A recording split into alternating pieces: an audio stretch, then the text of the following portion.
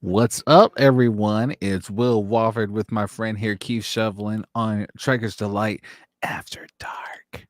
Did you see what I did there?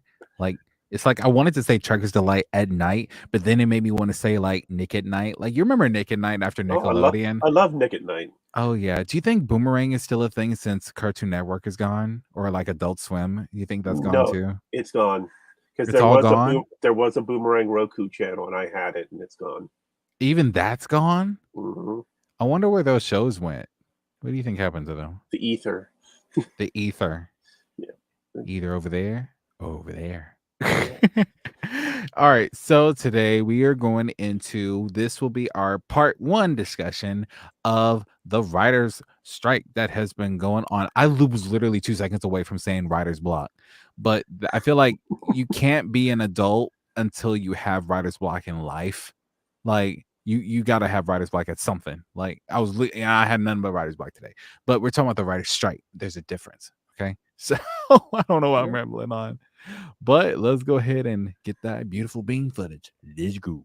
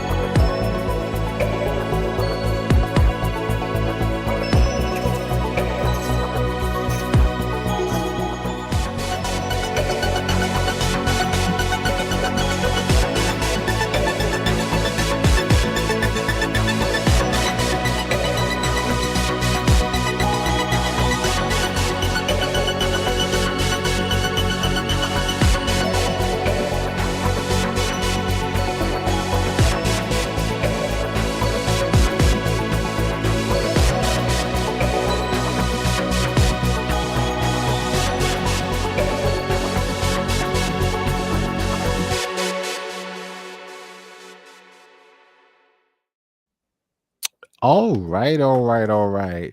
So basically, in this part of the episode, we'll be talking about pretty much how this thing came about and the circumstances about it.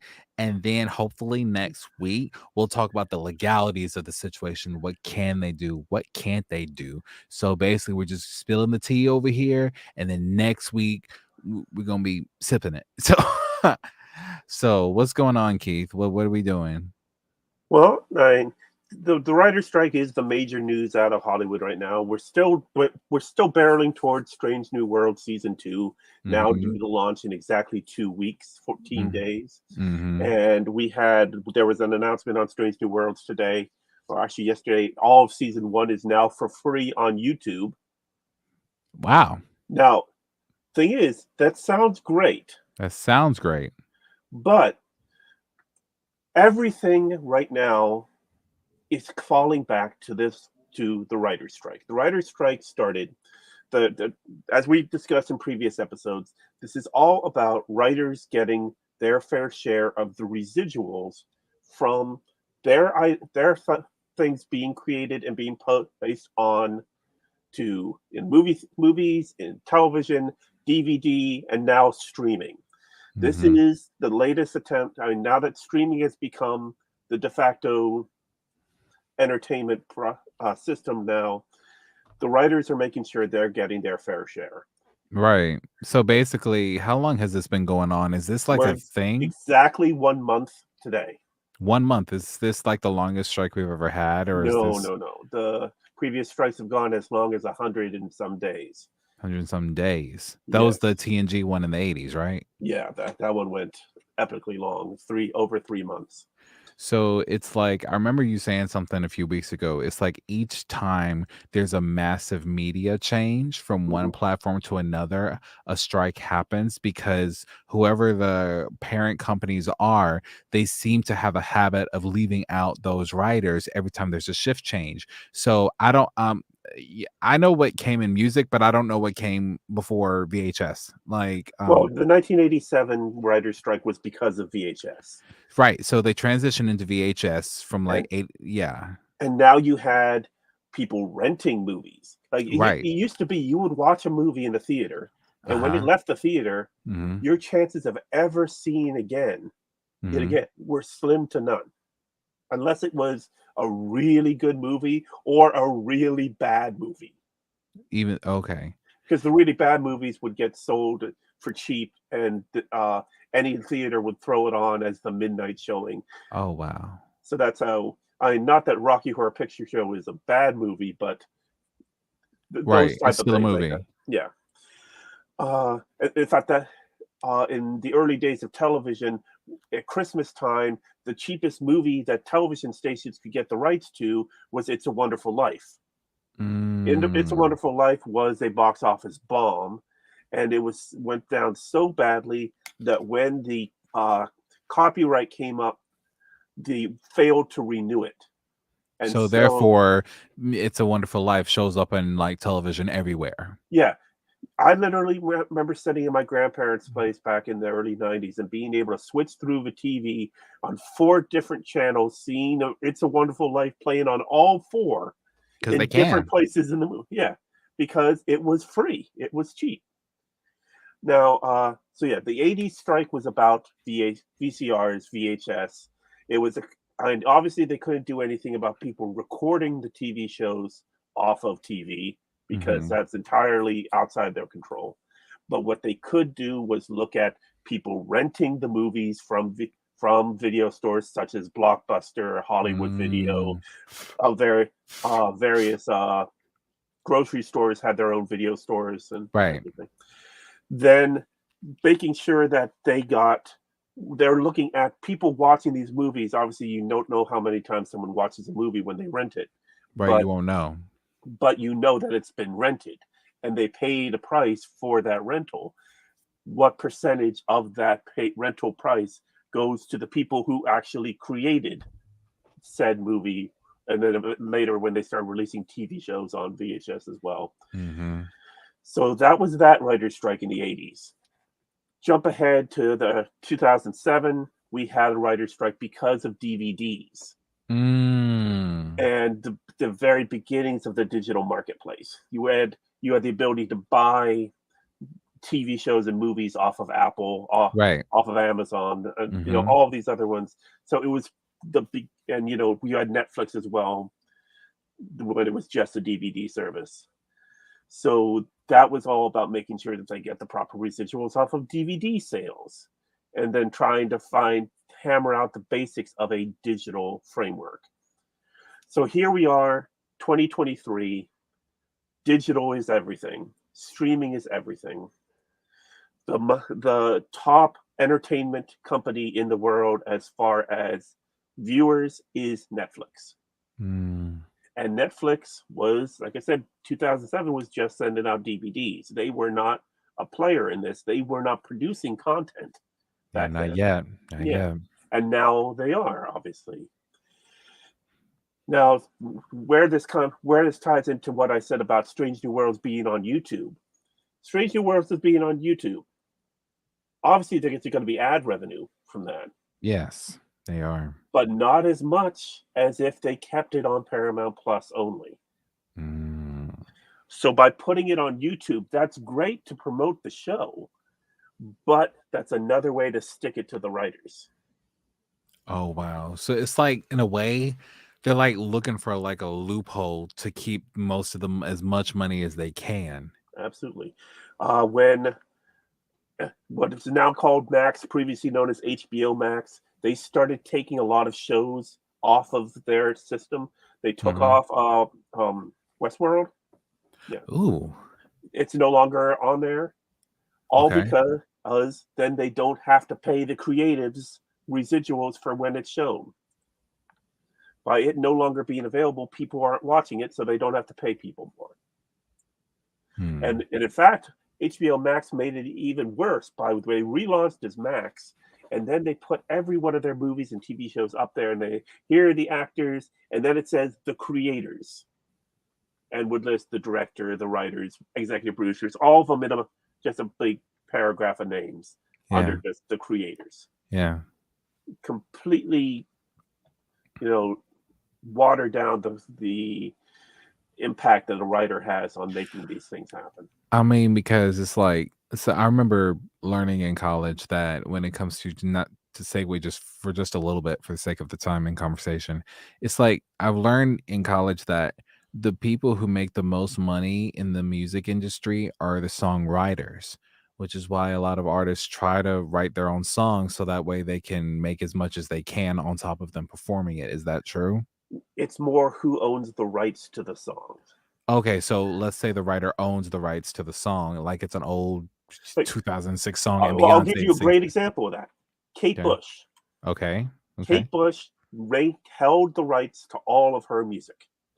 So Okay. when Stranger Things season 4 decided to use Mm, Running Up That Hill, mhm. she She she made got coin. all the residuals from them airing it. Plus, her song became a hit again and went back onto the Billboard charts. People were buying her album again. People were buying her single again. And she still owned it, And so she still owned it. So she made a huge amount of money and, set records too for having the same song, hit the Billboard charts in two multiple separate times. decades. Yeah, right. And but she made a lot of money being able to do that. And at this stage of her career, that that's a huge help to someone. I She's not out there performing as much and she's not producing as much news. So getting this sudden windfall, Mhm. and she's able to use that to not only stabilize her own situation, but she can also support her family, support Mm, charities and issues that she believes in. But that's the important residuals. And with the writers, they're not asking for a lot. The mm, official proposal is 5 to 6% mm. of whatever the cost per airing, whatever you know. Mhm, So they're asking like 6% off of a movie ticket cost, mhm, 6% of whatever the rights are being paid to broadcast to mhm, have something on the streaming service. That's mhm, what they're asking for. They're not asking for a huge amount of money. And plus, mhm, they're willing to give certain caveats. They mhm. like streaming features with a budget of 12 million or more receive the same terms as a theatrical release. If Mm. you're making a movie for streaming and you're not going to put it in the theaters, like say Black Widow, Mhm. I mean, it did go into theaters, but it also was released streaming the same day. I was literally about to bring that up because Scarlett Johansson sued, them over putting it on Disney Plus, which technically I guess it was like some sort of gray area that they tried to do. It's just like, no, it's not in theaters, but you still released it on Disney Plus as if it were in theaters, making an exclusive thing like it's a theatrical release. So where's my money at?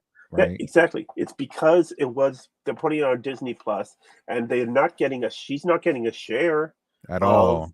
the Disney Plus subscriptions, They tried to but use she it as a was loophole. her contract. She was not only the star of the movie, but she was also an executive producer.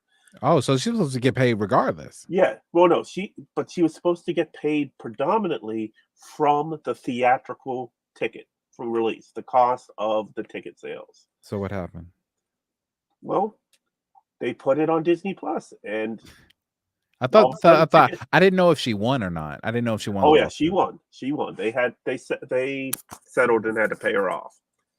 But yeah, not a Good. good way to end a relationship with one of Yeah. Hollywood's I major mean I mean, stars she's, there. like, dead now, so it's like Well, yes, I mean, but the thing is, they are still doing things with Black Widow because they have the What If series. But in What If oh, series, season 1 it's is done, and now yeah, season 2 might come out when season fa 2 is supposed to come out early next year. But it's oh. not Scarlet; it's Lake Bell. She's doing the voice of Black Widow. Oh, so basically she's done with Disney. Yeah, they basically spoil that. So she's now sticking with Wes Anderson. They got Asteroid City coming out soon. I mean, what are your thoughts on it? Should she have, like, kept quiet and take the money? No, Take or should she speak up? Or, like, what kind of beast is Disney to do some mess like oh, that? you don't mess with the mouse. Apparently she did, Yeah, and won. yes. And we're seeing right now a case in down in Florida of someone who messed with the mouse and is losing. That being Florida Governor Ron DeSantis.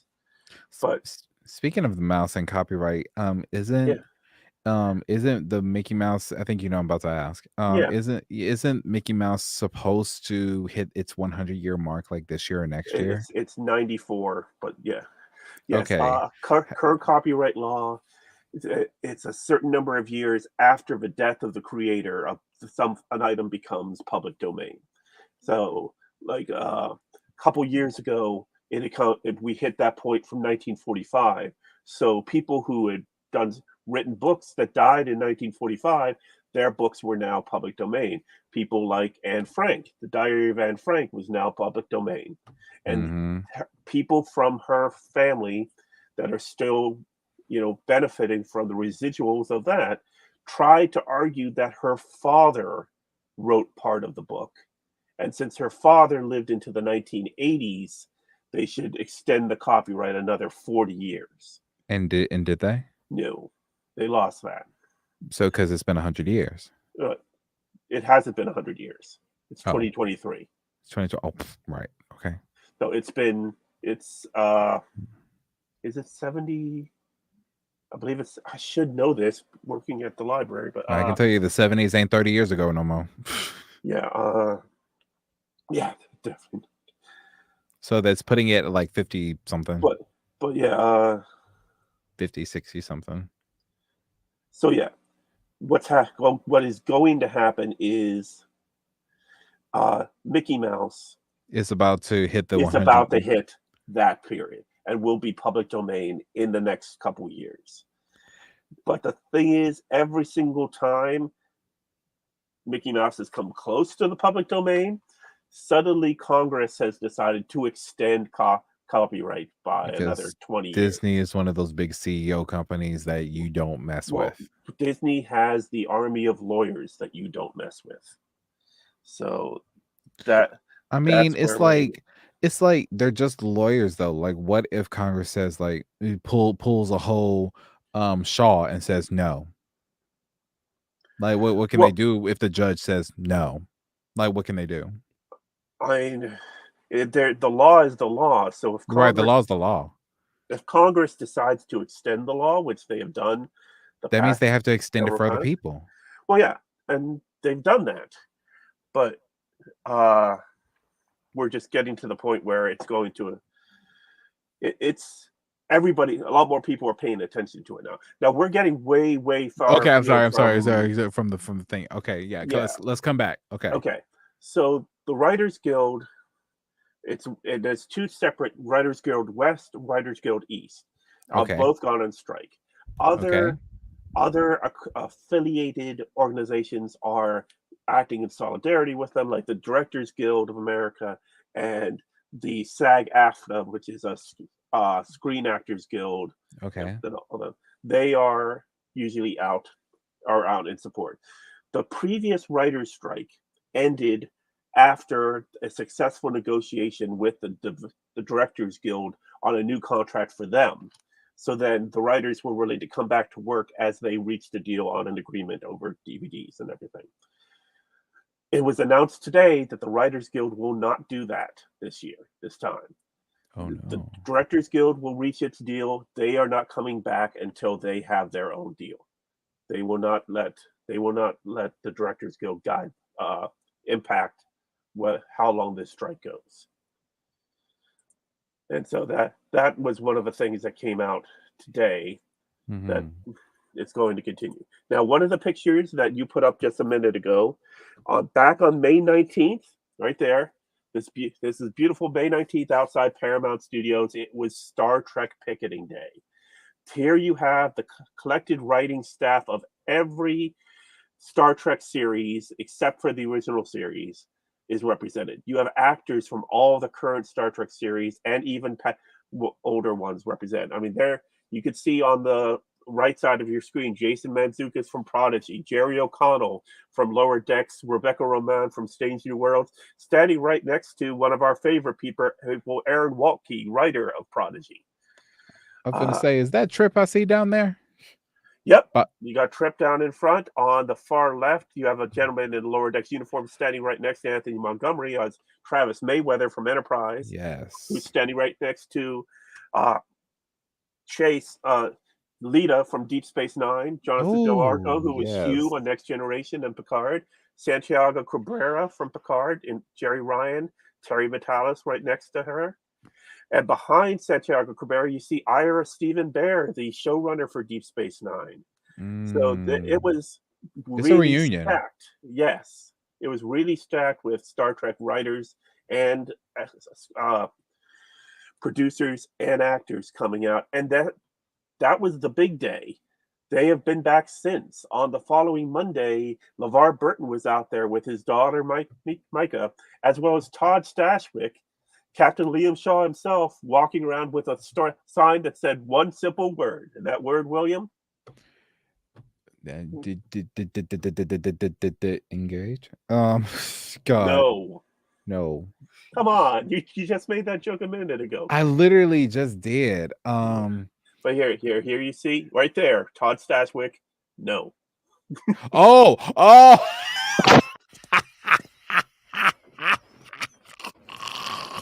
Yeah, this was the following Monday. Oh no, no, it's even funnier the second time. No.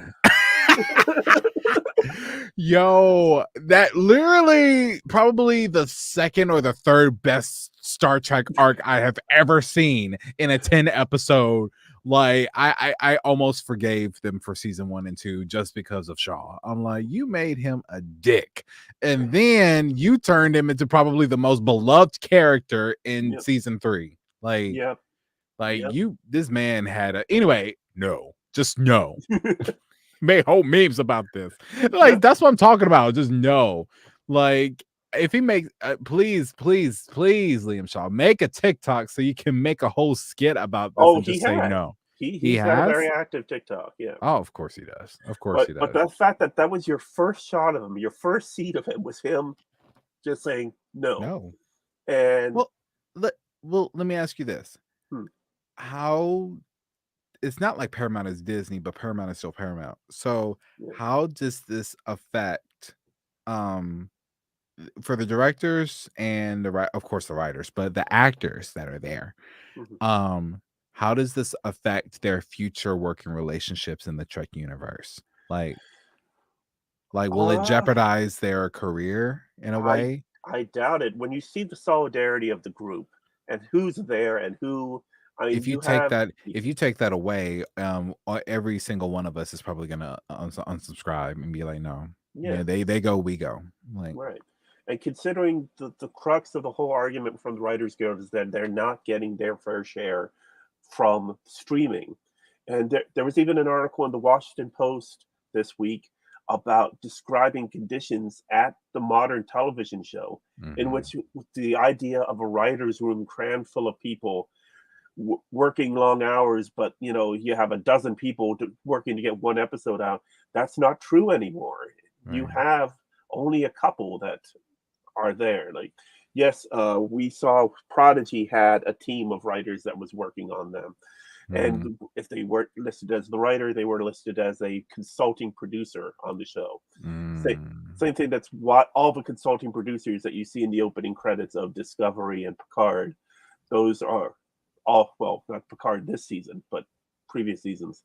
Those mhm, are the writers, and that's a way of giving them credit and give even when they're not the core writer. But yeah, you could see the list of people that were there. Yeah, Mary Shifo from Discovery, uh, Kevin and Dan Hageman, the brothers who brought us Prodigy. It was mm. a pack thing. It's definitely a pack thing. That's pretty And in dope. fact, there was an article on IO9 just yesterday about how Star Trek, the many generations of Star Trek coming out to picket in support of the Writers Guild strike. And like Will Wheaton was out there today. Of course. Uh, That's Will.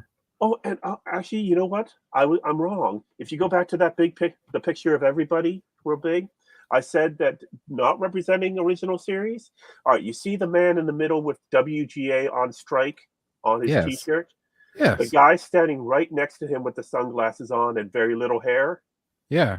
That's David Gerald, writer of Trouble with Tribbles, season 3 of the original series. Whoa. You have He's every still series of. alive? Oh yeah, and he's very very active on Facebook.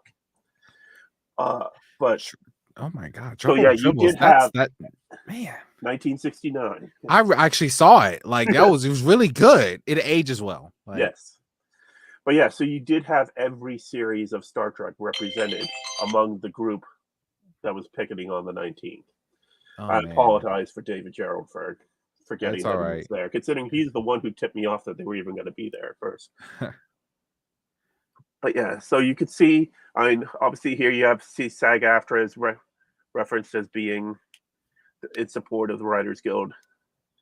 Everyone knows that if they don't do something now, if they don't get a better deal now, it's just going to continue to get worse for writers in Hollywood, especially with the advancement of AI. And that's something we'll talk more with when Maria's Marie on, gets since she on is our here. legal expert. Yeah, because it's that's a whole bucket of worms. And we have the data in doctor episodes, but I don't know if we can properly equate that. No. Like, I don't Well, no, not Data as much, but yes, definitely the episodes with the Doctor and Voyager when he had to yeah. fight for his rights for the pieces he Or created. what was her name? Zoya over on Discovery? Zora. Zora. Speaking of Discovery, is it just me or did I not see anyone from Discovery in that crowd? Mary Schaefer was there. Oh, okay, okay, okay. Yeah, the oh, Because what's her honestly, name? when it comes to like activism, I have expected to see Wilson there, like, because Yeah, his Twitter is pretty active, but I I'm guess every sure. I believe he's been there. I'm just not sure when. mm, And because I know, oh, who was there with Wheaton today? mm-hmm, Let me find Will Wheaton's page. mm-hmm. Oh, hey, that's us. Uh, but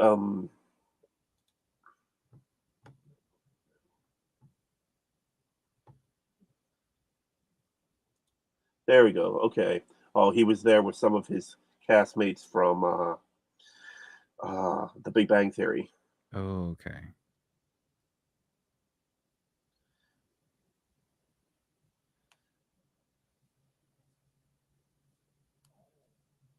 And in fact, Will Wheaton got into some trouble.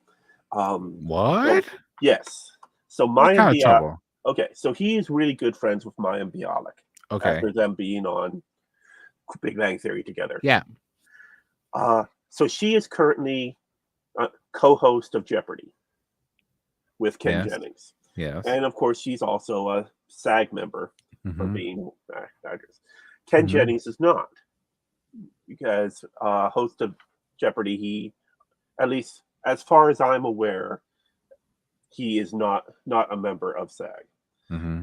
Mayim has not been on Jeopardy since the strike has begun, even though Mm-hmm. she was supposed to record Mm-hmm. episodes out of Mm-hmm. solidarity with the strike.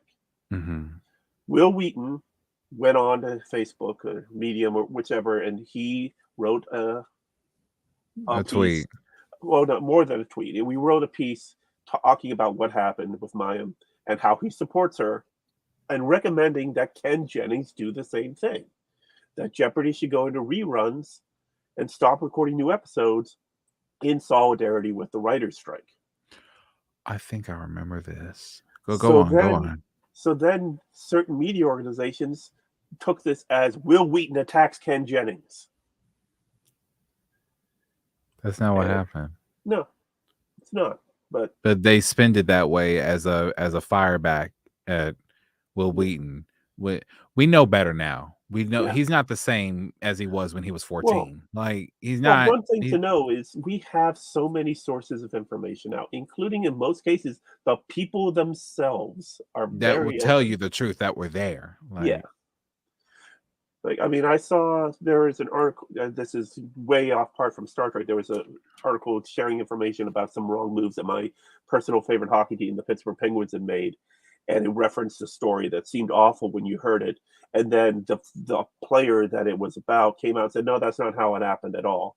So it's we have the ability to hear from these people a lot easier now. So Will was able to much answer that, right and away. yeah, immediately respond. And of course, some people are still Skeptic and shut yeah. up Wesley and all that other bullshit. Yeah. Yeah.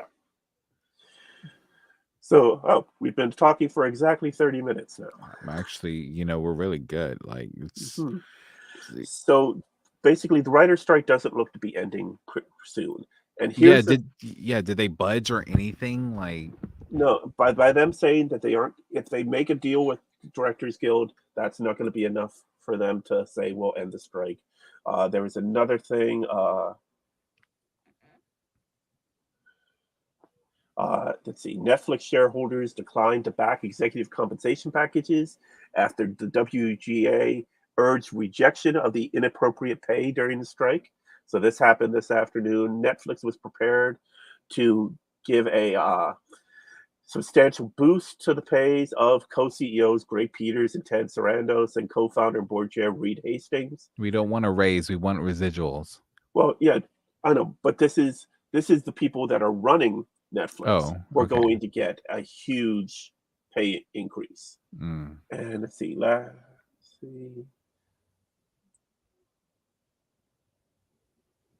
I'm trying to find. Let's see. Sorandos and Hastings saw a jump in compensation in 2022, each coming in at around $50 million, despite subscriber erosion and the stock plunge that made headlines in the first half of the year. So, all right. In 2023, Sarandos and Peters will each get a salary of $3 million. Sarandos set to receive $20 million more in stock and a bonus of up to $17 million, depending on whether certain targets are hit. And Peters is eligible for a stock award of $17.3 million and a bonus of up to $14.3. So they were to vote today about with a new higher pay for these three gentlemen, and they said during no. the 15 meeting, the vote failed, and it was largely because the WGA had urged shareholders to give a thumbs down to the pay scheme, describing it as inappropriate in a moment when the guild is at an impasse with Netflix and other AMPTP member companies. And from what I've heard and seen about, Netflix appears to be the big problem, the ones less willing to pay people. I mean, even though Netflix isn't doing it, why won't like Paramount do it? Well, the problem is WGA is not negotiating with Netflix, with Paramount, with Disney separately. They're negotiating with the AMPTP. Okay. What is the? I'm blanking on what AMPTP says. Is it like a type of? Is it like the actors union, like like SAG almost, like the Alliance of Motion Picture and Television Producers? It's a trade association based in Sherman Oaks, California. It represents over 350 American television and film production companies, and they work together in collective bargaining with the WGA, with the Directors Guild, with SAG. Yeah, so you don't have individual companies making individual deals; they're all working collectively, and so AMPTP is the person they're working with. They're not fighting Netflix directly, but the word is that it's Netflix is power within the AMPTP is what's keeping a contract from happening. So what we have is we've had an erosion of the writers' rooms. And hey, Manny! I saw the pictures, but love the beard, by the way. Yeah, that is a great looking beard, man. Yeah, I saw the pictures for a minute, but I love the beard. Like, is this a new look? You, like beard and no glasses? Is this a new look? I have my shades like when I walk around with the kids like this. That's a very Irish Stephen Bear look you got. I was gonna say it's I was gonna say dye the beard. I do love Irish Stephen Bear. Yeah, He's my favorite. the purple beard. Yeah, that's true. He's one of my favorites. I love the What We Left Behind documentary, and he was like, I don't know as much. Sometimes I'm listening to Keith. I'm like, I'm learning, right? Like he's right. He knows all these stuff. And I'm like, really. But watching that documentary is amazing. How are you guys? Can you hear me okay? Oh, we can hear you just fine. Yeah, great. Can you hear us? Yeah. I have you in. I Great. have a few minutes before Yeah, Before, we yeah, start yeah, the game. absolutely, yeah, absolutely. Like, is yeah. there Please anything you keep me want to? from dominating everything. I'm talking way too much. No, No, no. Manny. Before they get here, like, is there anything you want to commentate on as far as like the writer's strike goes? Because that's some sort of our topic of discussion, and like, or anything, or I any thoughts or questions you might have. I love seeing because I'm in all those like Facebook groups and stuff like that. And I love seeing how they're supporting. I liked Adam Conover's Uh-huh. analysis of it. He had a Oh really yeah, good breakdown. It's simple, like a way to digest it. I mean, I was a writer. I think for anyone who like any creative person who has like you make films, like Mm-hmm. we all, and when we create something and then you sell it, right? Mm-hmm. Like you're transferring. It's not like you're creating a license plate or like the sandwich artists or whatever like that. Like when you sell the sandwich for Subway, yes, you Mm-hmm. take pride in the fact that it's a sandwich, but it's commodified. It's Mm-hmm. different when you're making like a kind of like a TV show, especially something close to the heart that's something special or whatever. So, Mm-hmm. I mean, I get the need for the strike. Absolutely sympathize with like everyone striking, and I love to see that. But Mm-hmm. um, I don't think that it's set up in a way that is like conducive to good writing. Here's my example, and this is the way that I'll like say it. I love all of the new Star Trek because I love consuming any Star Trek. It's all Star Trek, Right, and I love right. it. Whatever direction it takes, it's wonderful and new and fantastic. Um, but I am so pissed off, super pissed off that I'm only getting 10 episodes every season. Like Oh, this is my sticking point. yeah, You're yeah. never going to change my mind. I Right, would right, much right, rather right, right. have Absolutely. like a less shiny, whatever Yeah. and give me my 28 episode season or Right, whatever. Like, right. you know what I'm saying? Like, I miss the story. I miss building these huge character arcs that are like with super payoffs. I miss seeing that data with poetry about his cat. I miss, orchestral scenes yeah. where like, let's dive deep into these characters. And I love the sets. These muted sets, the score, like these were way ahead of their time, like the pastels and all that stuff. Like they had this different vision. And to be fair, I understand they're bringing in all this like stuff like that. It's so rah rah rah that Right. we've lost sight of the forest for the trees. Like I'm very upset that we don't get like more long story arcs because these are so delicious. These characters, they're so Yeah. consumable. Like I want more. Sorry. So that's my one No, point. I actually have a question for you then. How do you feel about the story arc of Prodigy? It being like 20 episodes long. They broke it into two pieces, which made it feel More or longer. Yeah. well, yeah, they broke it into two 10-episode parts. I mean, the first 10 episodes they're running away from the diviner, and then the second part they're running away from Janeway, who has the diviner in sickbay. So it very clearly feels like it could have been two separate seasons, even though it was well, technically one. because I don't like, I think that was one of my biggest controversies. One of my biggest things that I was against was the fact that when I saw Discovery and I saw Picard and I saw even Strange New Worlds, we're stuck with 10 episodes.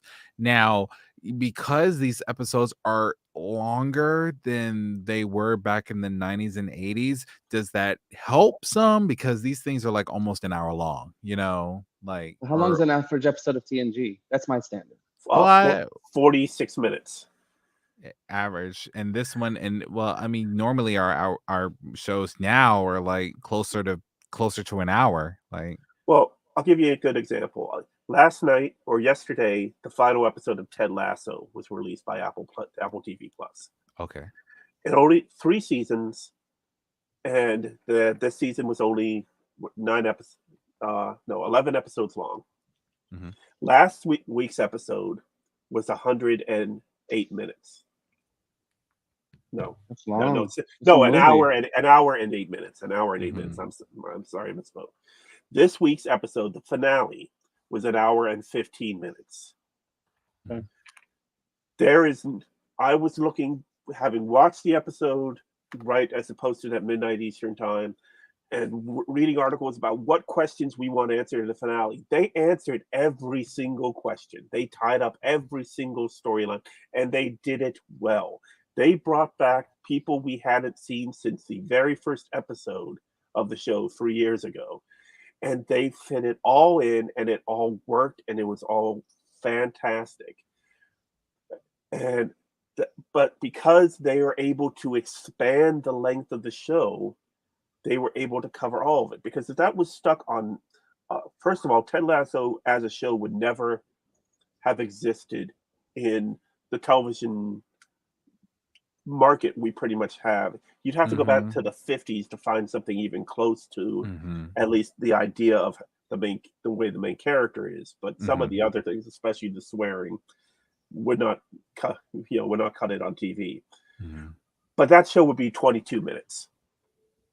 22 minutes every week, and that's it. Got it. So while you get 11 episodes, and the longest one being an hour and 75 minutes, that would be 3 episodes for this finale instead of having just this one beautiful long story that covers everything. Okay. So what about? So let's talk about Enterprise. Okay. That went from, I don't know, 22 episodes or something, and then it got cut down, Shorter. right? Shorter. Yeah, there was less in the season. So we were already seeing it like near the end where they were having less and less episodes. Well, it's like they were transitioning to this point. Well, that was the budget cutbacks that you were seeing. They were, cutting back as much as they possibly could to try to save money at the time, because they were on, it was the CW at that point, for UPN and the WB had joined together to the CW. Okay. Let me get the exact how long. Are there while Keith's looking that up, Keith, do you Manny, do you recall any other shows that have a 10 episode arc? I'm watching Blacklist right now, and it started in 2013, and it has like a whole 18 to 20 episode arc, and this is 2013. Right. So, and it's still on now. Like, well, not for long. It's its final season. Oh well, shit about them. They get 9 seasons. Enterprise season 4 was 22 episodes. Oh well. Sorry, then when I'm. But Discovery has been either 13 or 14 episodes per season. Let's see, 22 episodes for season 4, 24 episodes for season 3. So it did break down. They tried. They tried. Yes, but so would you rather have spectacle, or would you rather have muted, long genre episodes? See, we have had some gems of episodes that were basically filler. I mean, we have some great moments in some of those, not episodes that really didn't affect the storyline at all, but we got to know. But we got to know Girardi very well, and her relationship with the Borg Queen pretty all right. And let's be honest, all of season 2 was a giant filler season. Like, it's just a filler season. I mean, when you look at Discovery, it has really only had one filler episode. Okay. And that's Magic to Make Them season 1. Hold on, let me get the name of it because I'm slipping on it. But it was the time loop episode. I was just thinking that. I swear to God, I knew you were gonna go there. I was gonna say, isn't that the one where what's his name, Mud, or the guy is like on there and they keep dying, episode. But they keep. It's a great episode, but it's like, what does it have to do with the arc of season 1? It takes the pressure. I hear what you're saying. It's a great. You guys call that filler, and I call it like. Well, filler doesn't necessarily mean bad. Like, it's just Magic to Make the Sanest Man Go Bad, the 7th episode of season 1 of Discovery. I'm surprised we don't have a spin-off show with Mud. We need one with him. It's all about availability of Rainn Wilson. Oh, well, come on, man. When Discovery goes to the future, and we finally we start to see like the Federation in the future and stuff. I remember all of us, we were like, man, we wanted. How do we lose him? Am I freezing or is he freezing? He's freezing. Manny. It's okay. We love you. Come back to us. We'll be here. Over here, Mzadi, Oh, waiting with our boy. I know oh, where they you did are. not go there, Will. I William, you did not go there. Oh my know where God. they. Literally, that is my favorite line from all of Picard. Is when she said, "I know where they are." Like, you better take that ship. You better No. take that ship. Redeem yourself, Deanna. Redeem yourself.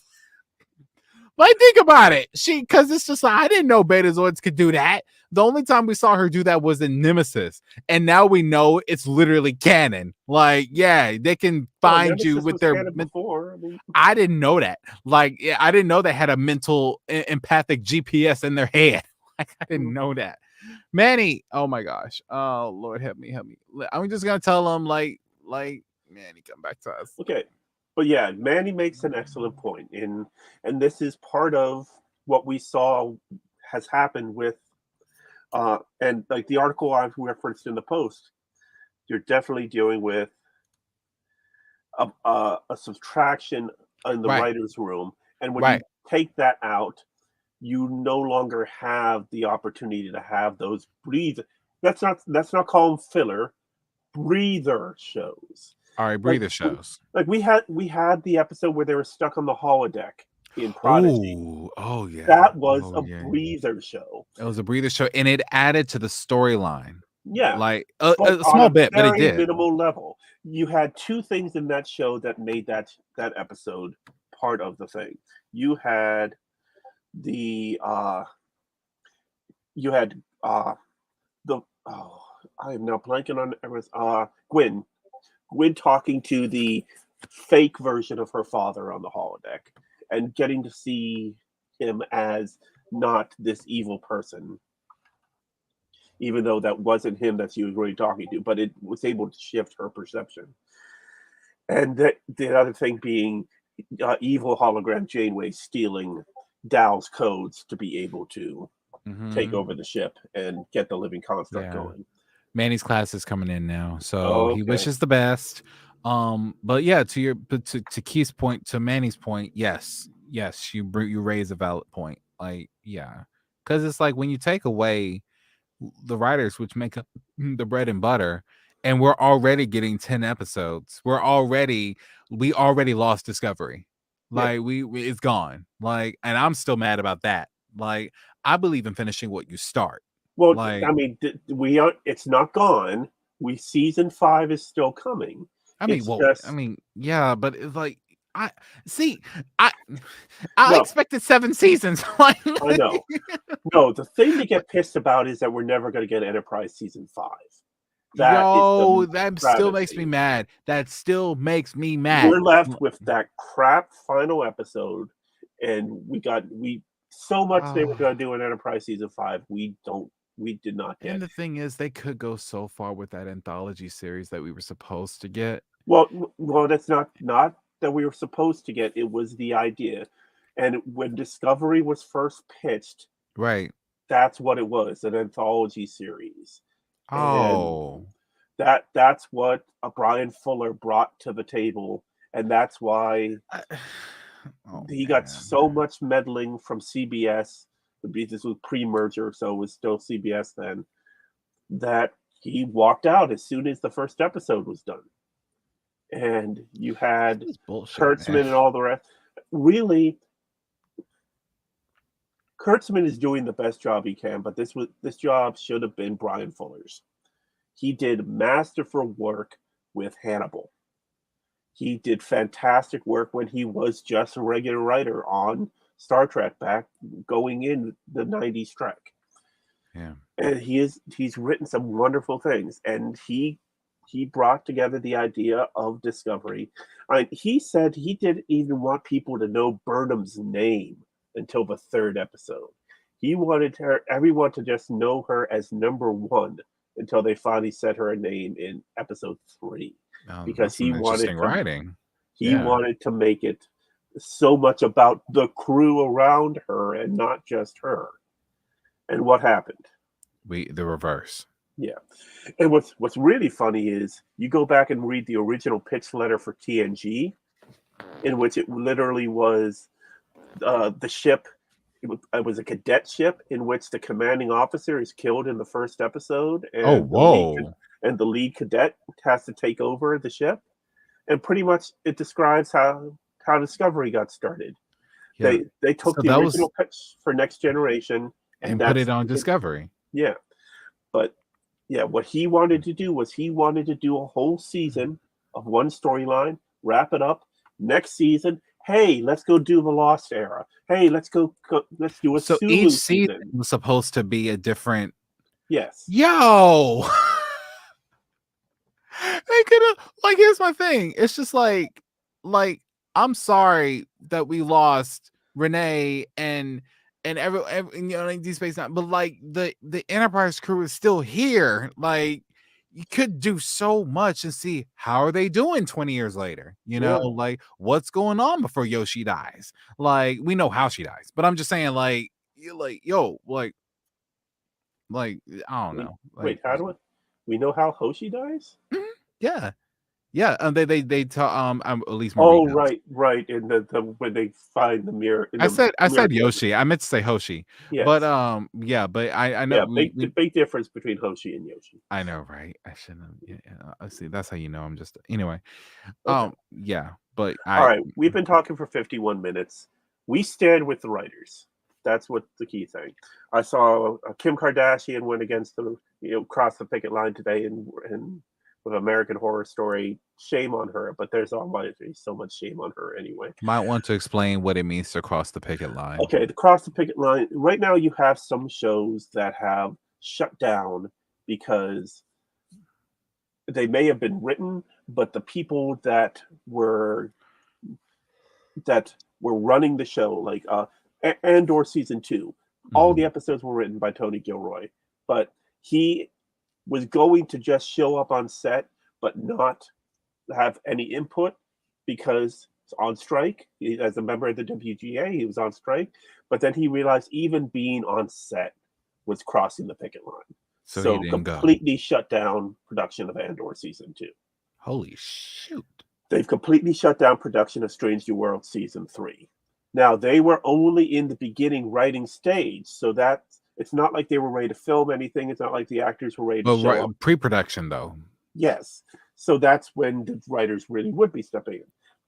What's happening Can't do right nothing now, if you ain't writing nothing. What's happening right now is you're seeing a lot of shows that were way past the writing stage, were actively filming, are shutting down either out of solidarity with the strike or there was some minor inconveniences, so the production companies are shutting them down so that they don't have to deal with the inconveniences. I was about to ask, would these companies be bold enough to shoot point blank at their own show just to say to the writers, no?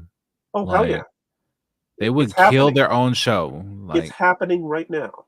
You have shows, there have been shows that they've talked about getting canceled.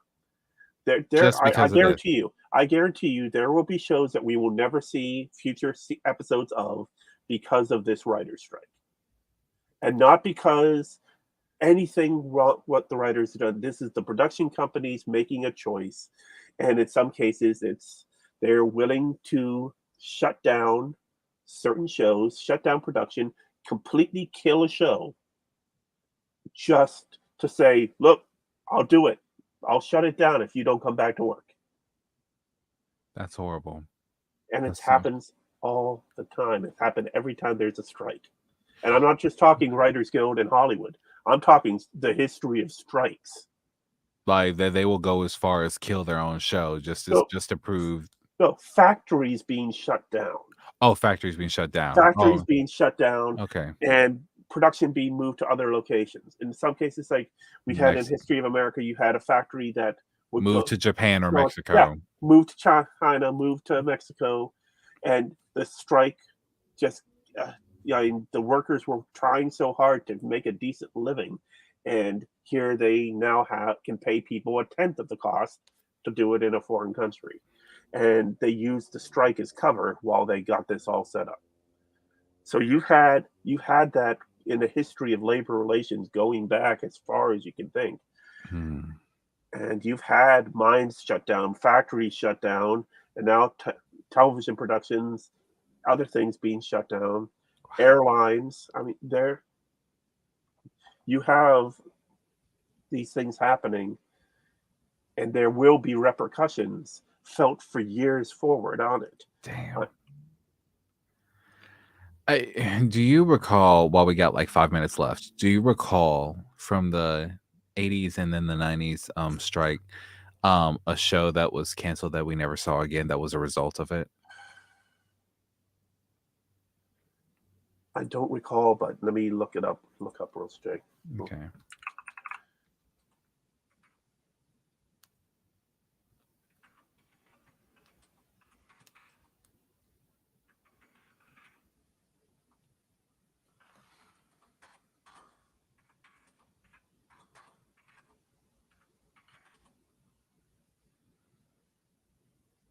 Let's see.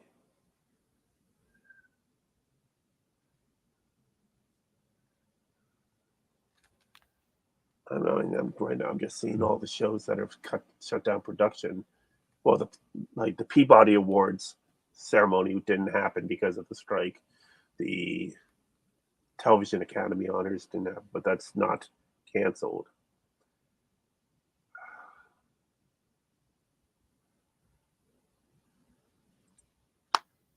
Uh, uh,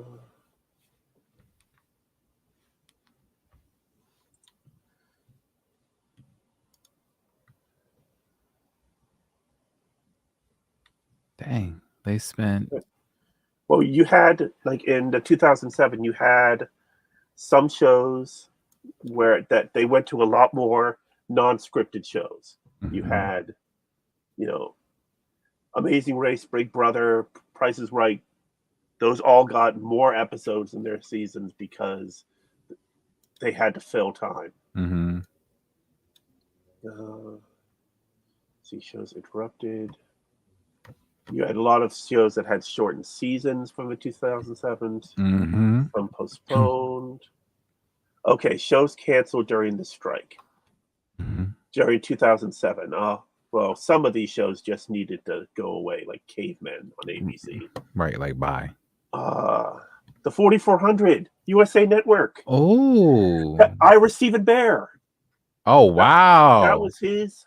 That was what That he was his did after baby. Deep Space Nine. And that got canceled That got canceled. because of the strike at that Well, point. that's created by Renee Echevarria, who had worked on Deep Space Nine, but Ira Stephen Bear wrote for it and helped produce it as well. Oh, okay. But yeah, that was the fourth season ended on a cliffhanger, Hmm. and they canceled. They didn't bring it back for fifth. K-ville. Do you remember K-ville on Fox? Anthony Anderson. I know Anthony Yeah, Anderson, but not it was K-ville. a cop show set in New Orleans after Katrina. Oh. So K-ville means Katrinaville. Oh, K-ville. Okay. Yeah. Production was shut down and they took it off of Fox's spring schedule. There are 11 episodes unaired from that show. Oh wow. Let's see, Bionic Woman from NBC. That got cut. Only the 8 episodes ended up not happening. Let's see, Big Shots on ABC. That was a horrible show about CEOs are just like us. First canceled in December 2007, the series was later announced on the mid-season schedule, but was ultimately canceled for good in May 2008. So, I mean, there is. Journeyman on NBC. That was a good show. Not renewed by NBC because of the strike. And so, yeah, there is. That's just from the 2007 one that we found. Obviously, there is rumors of shows that may not be coming back now because of this strike. But we won't know until it's over. Right. We'll know until it's over. I mean, we're hopeful, but right now you're seeing a lot of articles about this show is shut down and fans are going to be pissed. Or Disney Plus just took a bunch of shows off of their streaming service. Like Willow, they just had the Willow series come out a few months ago. It's no longer available on Disney Plus. That's crazy. And it was set up. They hinted in the final episode that season was only part 2 of a 3-part story. and they were saying that another season might not happen now. So we may have lost a chance of Willow season 2, the third part of that story. Now, there's a lot of people who disliked Willow. It was a little rough starting out, but I loved it, and I love the original movie. Uh, and I thought overall the show, especially when you have watched all of it, I thought they did an excellent job. But, Okay. let me see if I can find more references to this one. But yeah, there are going to be cancellations, unfortunately. It sucks. But Right now, that's them trying to fight back, you know. yeah, right now, Marvel movie Blade starring Mahershala Ali has been postponed. Again. Yes, again. The Batman Part 2 with the Matt Reeves Batman. Are we talking about like Robert Robert Pattinson, yes. Pattinson, yeah. Thunderbolts Marvel movie has been delayed. The next Spider-Man movie has been delayed by Sony. A bunch of television series, of course, have been shut down. Even some talk shows have shut down. Let's see. I'm not seeing any. Nothing is listed as canceled yet. But so basically, we're in like a limbo period. We're just like we're seeing what happens this summer. Well, like Saturday Night Live had 2 episodes. Let's see, 1, 2, 3 episodes left to air when the strike started, and those episodes we'll never see. And it's Pete Davidson, Kieran Culkin, and Jennifer Coolidge hosting. Though all those episodes were canceled. Dang. Yeah. Well. So,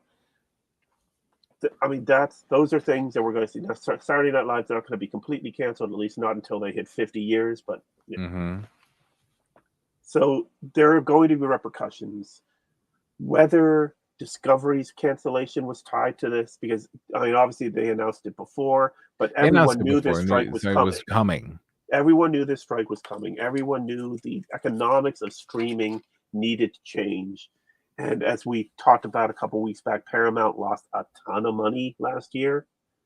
Even though they were like number 1 in a lot of areas and made so much money with Picard, like they still and Yellowstone yeah. I think what was Picard like season well, so of course season 3, but like episode 9 was like the most watched. It's up to episode 10 is now the most watched. When we talked about it before, episode 9, number 10, but now it's even just higher. Like I feel like Picard season 3, the only other shows you're gonna watch, the only episodes you're gonna watch are 9 and 10. Like some people, yeah.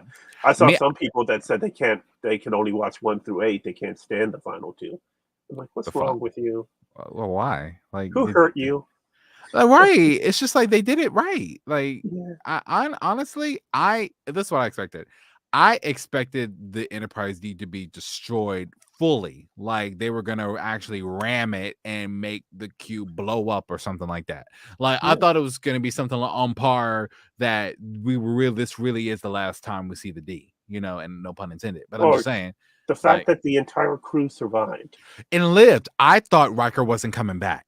Like I thought because how like when you get ready to kill someone, you give them like an intimate moment and stuff to work it out, and then because you got to remember when they got off the bridge, the away team, the final away team, this was you saw Deanna's face as her head went down in that final shot, making me think, is that the last time she sees her husband? Yeah, so I thought Will wasn't coming home. That's what they all thought. As Worf said, "Oh, good." I thought for a second I was worried we might survive this. And that's the writer saying like, "I gotcha." Yeah, like, but and it was incredibly well done. It was well done, and to end it on that poker scene and not just a fling thing, like it's just the poker, like. And of course, the Q are not. That's what you got to bring it all back, and they kept it shot for shot, like them play, and they were really playing poker. Well, yeah. Now we know that they played for over half an hour with the camera on them, as in character, just being themselves. That I just want to you sit at a can't table write. with them. That's all I want to do. I just want to sit at a table with them and Yeah. like I'm not gonna lie to you. Please put me on episode 9 of Star Trek Legacy when you make me the best friend of of Jack You want to be Crusher. Jack's best friend? Okay. Look, I'm just saying, like we got to work our way up. You know what I'm saying? We Okay. got to work our way. We got to By the build. way, speaking of Star Trek Legacy, we're just over an hour now, so we should be wrapping up. But Yeah. if you have not yet signed the petition, Oh, how many it is signatures are we now at? at 58,695. So what's the new number now? Are we Oh, hitting? they're trying to get to 75,000. This is Make Star Trek Legacy with Terry Matalas as showrunner. It's still up on change.org. It's been shared everywhere. I think they're gonna do it. I think they're I gonna think do it. But well, it also if depends they on how don't, they could blame it on the writer's strike. they could. Yeah. But I think Trekkies are smart enough to know that we're not gonna fall for that. Like Well, they're well, already we're not, and we're hoping that you listening and watching aren't going to yes, fall for it. please, especially when this reruns like 38 times on Twitter. Like, please spread the message and please like, share, comment, and above all else, subscribe. Because next week we are going to be talking about the legalities of this writer strike, which hopefully will get more of our legal friends and here. Hopefully, We're yeah. gonna hope, but as life happens, you know, it happens, like I said, yeah, I'm tired, but other people are going through things. So on a side note, keep all of our Trackers Delight family in your hopes, thoughts, and actual prayers, mind you. Okay. And yeah, is there anything else before we head out, Keith? That pretty much covers it for us, the Trekkers Delight Skeleton Crew. There was one news story that I Oh wanted to yeah, get. yeah, yeah. I News. We apologize. I we never apologize. even This got is into it. something Well, let's do one news. Yeah. that we're doing one news, and this is something that I should have brought up weeks ago. And Will, I believe you have the tweet. We have a tweet out from the woman we love, very dear to our heart, Miss Nana Visitor, aka Major Kira. I am writing a book about the women of Star Trek and their cultural effect called Open a Channel. If you are in the medical field and were inspired by Trek, or if you were inspired by the women of Enterprise, would you email her Nana's Trekbook at gmail.com? And someone asked, is this for women only? She says, if you were inspired or affected by the women of Trek, if they taught you something or opened your mind in some way, I would love to hear from you. So Yeah. we're adding to her call there, and that's over 2 weeks back now. But we are being a signal boost, although she has a much stronger signal than we do. But we're adding to it and continuing it going. If you have been affected in a positive or inspired positively by the women of Trek, send an email to Nana. I will most definitely do that because for my senior project in college, it's called Theater and Dance Perspectives. And we were talking about like how we got into theater and dance and why we did it. My personal reason was not because of it, but it was boosted by meeting Nichelle Nichols. And I have the picture with her.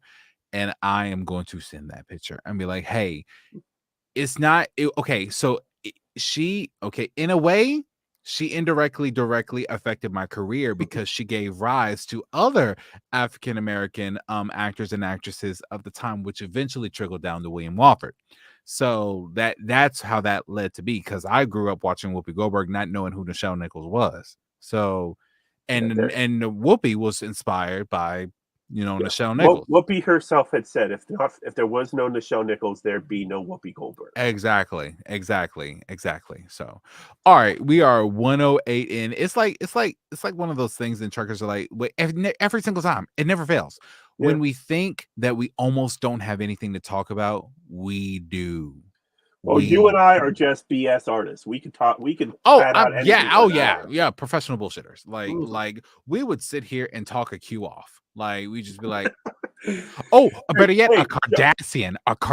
We could talk them off. Like if Andrew Robinson would like to come on the show, and we would welcome him with open arms. Oh, I would love to have him here. Let's keep the conversation going. You remember, if you're supporter of the writer's strike, as you should be, hashtag WGA strong.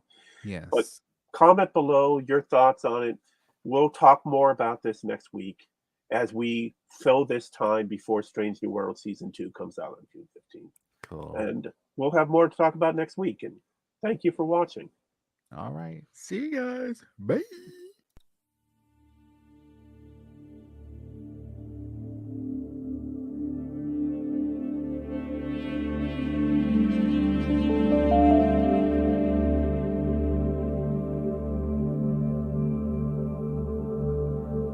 Yeah, absolutely. Yeah, I'm not gonna ever say it on the internet.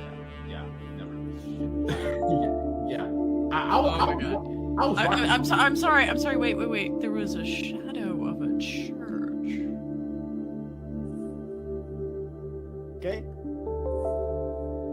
What? William has questionable I didn't ideas catch about that what he one. puts. I didn't William catch has that one. questionable ideas about what he puts on the internet. Oh, I remember that episode. Uh-huh. I remember that episode. Yeah.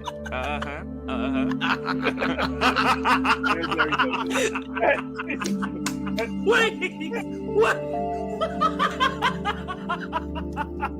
Wait.